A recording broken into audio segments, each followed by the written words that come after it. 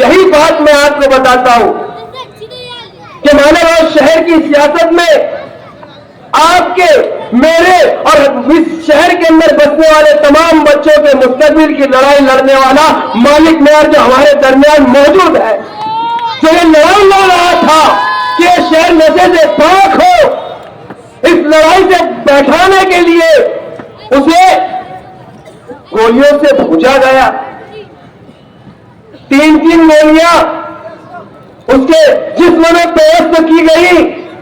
ارے یہ میرے لیے بتانا آسان، آپ کے لیے سننا آسان، لیکن کیا آپ نے کبھی سوچا ہے کہ اس عمر میں ضعیفی میں مالک معیار کے والد کے دل پر وہ گولیاں کس طریقے کی اثر انداز ہو رہی ہوگی؟ کیا آپ نے کبھی سوچا ہے کہ مالک معیار کی گھر والی اس کے بچوں کے اوپر اس وقت کیا کیفیت طاری ہوگی؟ کیا آپ کبھی اس واقعے کا اندازہ اپنے دل میں لگا سکتے ہیں؟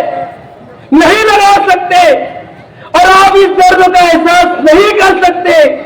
اگر کر سکتے ہیں تو آپ تنہائی میں بیٹھیے، اپنے دل پر ہاتھ رکھ کر سوچیں کہ یہ مالک معیار کے اوپر فائرنگ کرنے والے جو قوم کے مستقبل کو تباہ کر رہے ہیں، کیا میں مالک معیار کی ہمدردی میں کھڑا ہو کر مالک معیار پر فائرنگ کرنے والوں کے خلاف اپنا ووٹ ڈالوں؟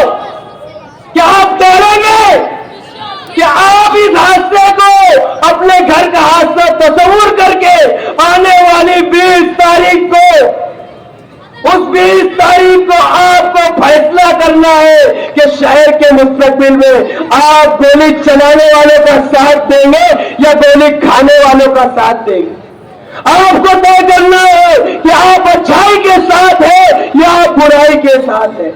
بس اس مجمع میں میں آپ سے ایک ریکویسٹ کرتا ہوں، ایک گزارش کرتا ہوں کہ آپ کو اپنے حصے کی لڑائی خود لڑنا ہے، اور اس اچھائی برائی کے اندر آپ کو اچھائی کا ساتھ دینا ہے، طاقت بننا ہے۔ یہی گزارش کر کے میں اپنی بات ختم کرتا ہوں۔ وآخر دعوانا الحمدللہ رب العالمین۔